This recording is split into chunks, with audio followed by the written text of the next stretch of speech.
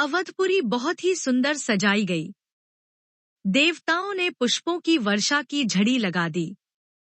श्री रामचंद्र जी ने सेवकों को बुलाकर कहा कि तुम लोग जाकर पहले मेरे सखाओं को स्नान कराओ।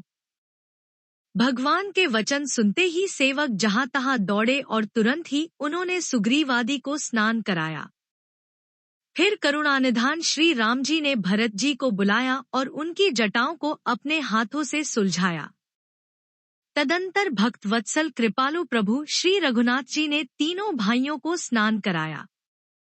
भरत जी का भाग्य और प्रभु की कोमलता का वर्णन अरबों शेष जी भी नहीं कर सकते।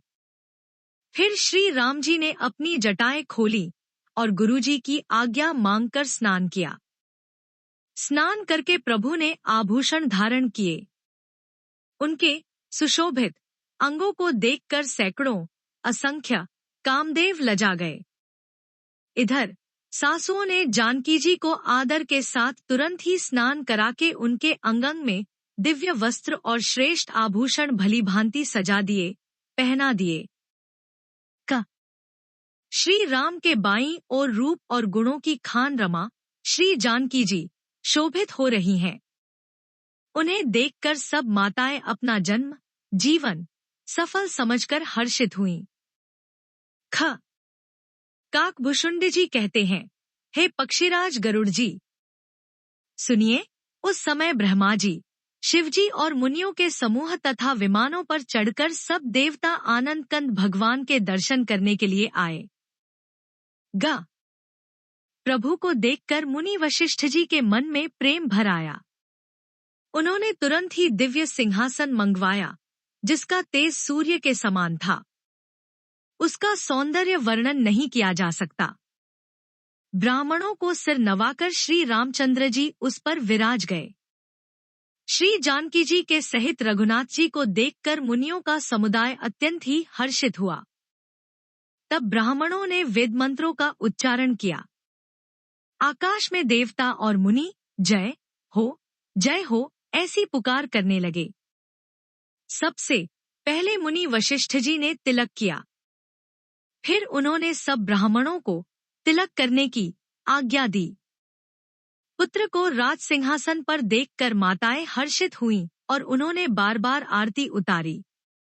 उन्होंने ब्राह्मणों को अनेकों प्रकार के दान दिए और संपूर्ण याचकों को अयाचक बना दिया, मालामाल कर दिया। त्रिभुवन के स्वामी श्री रामचंद्र जी को अयोध्या के सिंहासन पर विराजित देखकर देवताओं ने नगाड़े बजाए। आकाश में बहुत से नगाड़े बज रहे हैं। गंधर्व और किन्नर गा रहे हैं। अप्सराओं के झुंड नाच रहे हैं। देवता और मुनि परमानंद प्राप्त कर रहे हैं। भरत, लक्ष्मण और शत्रुघ्न जी, विभीषण, अंगद, हनुमान और सुग्रीव आदि सहित क्रमशः छत्र, चवर, पंखा, धनुष, तलवार, ढाल और शक्ति लिए हुए सुशोभित है। श्री सीता जी सहित सूर्यवंश के विभूषण श्री राम जी के शरीर में अनेकों कामदेवों की छवि शोभा दे रही है। नवीन जलयुक्त मेघों के समान सुंदर श्याम शरीर पर पीतांबर देवताओं के मन को भी मोहित कर रहा है। मुकुट, बाजूबंद आदि विचित्र आभूषण अंगंग में सजे हुए हैं। कमल के समान नेत्र हैं, चौड़ी छाती है और लंबी भुजाएं हैं। जो उनके दर्शन करते हैं वे मनुष्य धन्य हैं। हे पक्षीराज गरुड़ जी, वह शोभा, वह समाज और वह सुख मुझसे कहते नहीं बनता। सरस्वती जी, शेष जी और वेद निरंतर उसका वर्णन करते हैं और उसका रस, आनंद महादेव जी ही जानते हैं। सब देवता अलग अलग स्तुति करके अपने अपने लोक को चले गए। तब भाटों का रूप धारण करके चारों वेद वहां आए जहां श्री राम जी थे। कृपानिधान सर्वज्ञ प्रभु ने उन्हें पहचान कर उनका बहुत ही आदर किया। इसका भेद किसी ने कुछ भी नहीं जाना। वेद गुणगान करने लगे।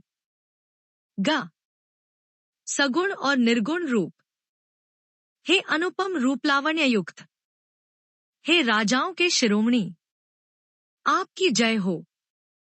आपने रावण आदि प्रचंड प्रबल और दुष्ट निशाचरों को अपनी भुजाओं के बल से मार डाला। आपने मनुष्य अवतार लेकर संसार के भार को नष्ट करके अत्यंत कठोर दुहकों को भस्म कर दिया। हे दयालु, हे शरणागत की रक्षा करने वाले प्रभु, आपकी जय हो।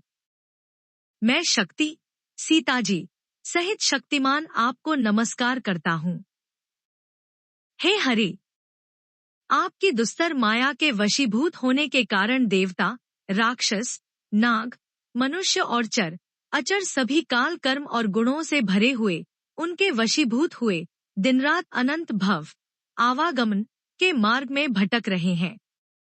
हे नाथ, इनमें से जिनको आपने कृपा करके, कृपा दृष्टि से देख लिया, वे माया जनित तीनों प्रकार के दुहकों से छूट गए। हे जन्म मरण के श्रम को काटने में कुशल श्री राम जी, हमारी रक्षा कीजिए। हम आपको नमस्कार करते हैं। जिन्होंने मिथ्या ज्ञान के अभिमान में विशेष रूप से मतवाले होकर जन्म मृत्यु के भय को हरने वाली आपकी भक्ति का आदर नहीं किया, हे हरि, उन्हें देव दुर्लभ देवताओं को भी बड़ी कठिनता से प्राप्त होने वाले ब्रह्मा आदि के पद को पाकर भी हम उस पद से नीचे गिरते देखते हैं, परंतु जो सब आशाओं को छोड़कर आप पर विश्वास करके आपके दास हो रहते हैं, वे केवल आपका नाम ही जप कर बिना ही परिश्रम भवसागर से तर जाते हैं। हे नाथ, ऐसे आपका हम स्मरण करते हैं। जो चरण शिवजी और ब्रह्माजी के द्वारा पूज्य हैं, तथा जिन चरणों की कल्याणमयी रज का स्पर्श पाकर शिला बनी हुई गौतम ऋषि की पत्नी अहल्या तर गई, जिन चरणों के नख से मुनियों द्वारा वंदित त्रैलोक्य को पवित्र करने वाली देव नदी गंगा जी निकली, और ध्वजा, वज्र, अंकुश और कमल, इन चिन्हों से युक्त जिन चरणों में वन में फिरते समय कांटे चुभ जाने से घट्टे पड़ गए हैं, हे मुकुंद, हे राम, हे रमापति, हम आपके उन्हीं दोनों चरण कमलों को नित्य भजते रहते हैं। वेद शास्त्रों ने कहा है कि जिसका मूल अव्यक्त प्रकृति है, जो प्रवाह रूप से अनादि है, जिसके 4 त्वचाएं, 6 तने, 25 शाखाएं और अनेकों पत्ते और बहुत से फूल हैं, जिसमें कड़वे और मीठे 2 प्रकार के फल लगे हैं, जिस पर एक ही बेल है, जो उसी के आश्रित रहती है, जिसमें नित्य नए पत्ते और फूल निकलते रहते हैं, ऐसे संसार वृक्ष स्वरूप विश्व रूप में प्रकट आपको हम नमस्कार करते हैं। ब्रह्मा अजन्मा है, अद्वैत है, केवल अनुभव से ही जाना जाता है और मन से परे है। जो इस प्रकार कहकर उस ब्रह्मा का ध्यान करते हैं, वे ऐसा कहाँ करें और जाना करें। किंतु हे नाथ, हम तो नित्य आपका सगुण यश ही गाते हैं। हे करुणा के धाम प्रभो, हे सद्गुणों की खान, हे देव, हम यह वर मांगते हैं कि मन, वचन और कर्म से विकारों को त्याग कर आपके चरणों में ही प्रेम करें। वेदों ने सबके देखते यह श्रेष्ठ विनती की, फिर वे अंतर्धान हो गए और ब्रह्मलोक को चले गए। काकभुषुंड जी कहते हैं, हे गरुड़ जी, सुनिए। तब शिवजी वहां आए जहां श्री रघुवीर थे और गदगद वाणी से स्तुति करने लगे। उनका शरीर पुलकावली से पूर्ण हो गया। हे राम, हे रमारमण, लक्ष्मीकांत, हे जन्म मरण के संताप का नाश करने वाले, आपकी जय हो। आवागमन के भय से व्याकुल इस सेवक की रक्षा कीजिए।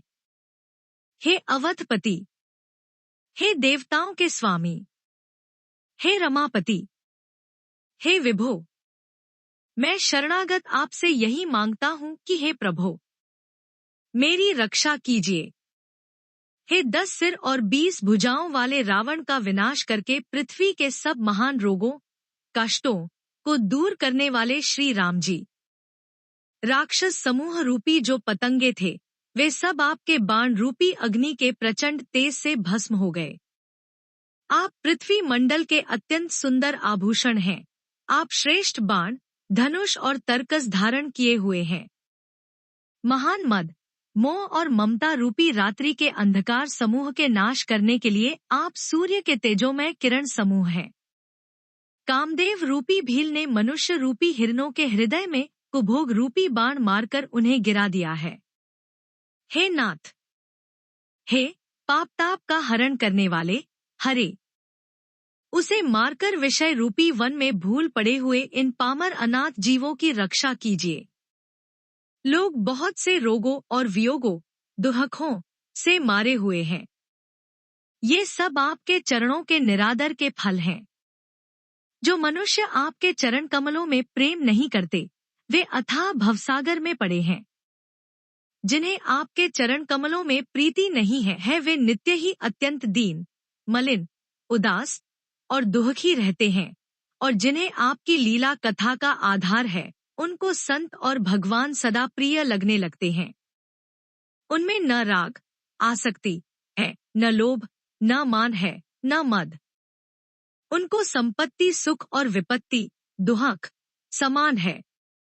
इसी से मुनि लोग योग, साधन का भरोसा सदा के लिए त्याग देते हैं और प्रसन्नता के साथ आपके सेवक बन जाते हैं। वे प्रेम पूर्वक नियम लेकर निरंतर शुद्ध हृदय से आपके चरण कमलों की सेवा करते रहते हैं और निरादर और आदर को समान मानकर वे सब संत सुखी होकर पृथ्वी पर विचरते हैं। हे मुनियों के मन रूपी कमल के भ्रमर, हे महान रणधीर एवं अजय श्री रघुवीर, मैं आपको भजता हूँ, आपकी शरण ग्रहण करता हूँ। हे हरि, आपका नाम जपता हूँ और आपको नमस्कार करता हूँ। आप जन्म मरण रूपी रोग की महान औषध और अभिमान के शत्रु हैं। आप गुण, शील और कृपा के परम स्थान हैं। आप लक्ष्मीपति हैं, मैं आपको निरंतर प्रणाम करता हूँ। हे रघुनंदन, आप जन्म मरण, सुख दुख, राग द्वेष आदि द्वंद्व समूहों का नाश कीजिए। हे पृथ्वी का पालन करने वाले राजन, इस दीन जन की ओर भी दृष्टि डालिए। मैं आपसे बार बार यही वरदान मांगता हूँ कि मुझे आपके चरण कमलों की अचल भक्ति और आपके भक्तों का सत्संग सदा प्राप्त हो। हे लक्ष्मीपते, हर्षित होकर मुझे यही दीजिए। श्री रामचंद्र जी के गुणों का वर्णन करके उमापति महादेव जी हर्षित होकर कैलाश को चले गए। तब प्रभु ने वानरों को सब प्रकार से सुख देने वाले डेरे दिलवाए। हे गरुड़ जी, सुनिए यह कथा सबको पवित्र करने वाली है। दैहिक, दैविक, भौतिक तीनों प्रकार के तापों का और जन्म मृत्यु के भय का नाश करने वाली है। महाराज श्री रामचंद्र जी के कल्याणमय राज्याभिषेक का चरित्र निष्काम भाव से सुनकर मनुष्य वैराग्य और ज्ञान प्राप्त करते हैं। और जो मनुष्य सकाम भाव से सुनते और जो गाते हैं, वे अनेकों प्रकार के सुख और संपत्ति पाते हैं। वे जगत में देव दुर्लभ सुखों को भोगकर अंतकाल में श्री रघुनाथ जी के परमधाम को जाते हैं। इसे जो जीवन मुक्त, विरक्त और विषयी सुनते हैं, वे क्रमशः भक्ति, मुक्ति और नवीन संपत्ति, नित्य नए भोग पाते हैं। हे पक्षीराज गरुड़ जी, मैंने अपनी बुद्धि की पहुंच के अनुसार राम कथा वर्णन की है, जो जन्म मरण, भय और दुहक हरने वाली है। यह वैराग्य, विवेक और भक्ति को दृढ़ करने वाली है तथा मोह रूपी नदी के पार करने के लिए सुंदर नाव है। अवधपुरी में नित नए मंगलोत्सव होते हैं।